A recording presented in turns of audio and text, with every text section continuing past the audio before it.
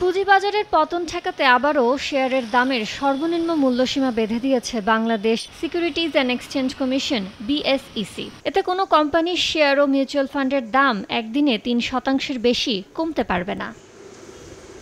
অথচ সর্বনিম্ন মূল্যসীমা কার্যকরের প্রথম দিন বৃহস্পতিবারই বড় ধরনের পতনের মুখে পড়েছে দেশের প্রধান পুঁজিবাজার ঢাকা স্টক এক্সচেঞ্জ ডিএসই। সপ্তাহের শেষ দিনের লেনদেন বলছে এদিন ডিএসইর প্রধান সূচক ডিএসইএক্স 60 পয়েন্ট কমে নেমেছে 5518 পয়েন্টে। এর আগে ঢাকার পুঁজিবাজারে এর চেয়ে কম সূচক ছিল প্রায় 3 বছর আগে 2021 সালের 3 মে। সেদিনে সূচক নেমেছিল 5511 পয়েন্টে। একদিনের ব্যবধানে দৈনিক লেনদেন কমেছে 91 কোটি টাকা, আর 6 কার্যদিবস পর আবার বাজার মূলধন নেমেছে 7 লাখ কোটি টাকার নিচে। 1, 2, 3 ঢাকায় জমি জিতে নিন 100% ক্যাশব্যাক সহ 20 কোটি টাকার পুরস্কার।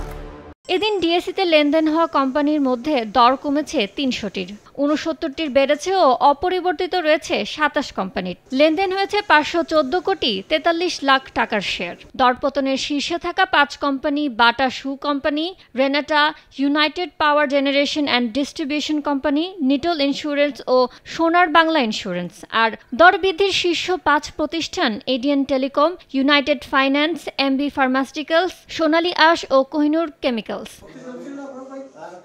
ইয়ানুর শিফাত, সময় সংবাদ, ঢাকা।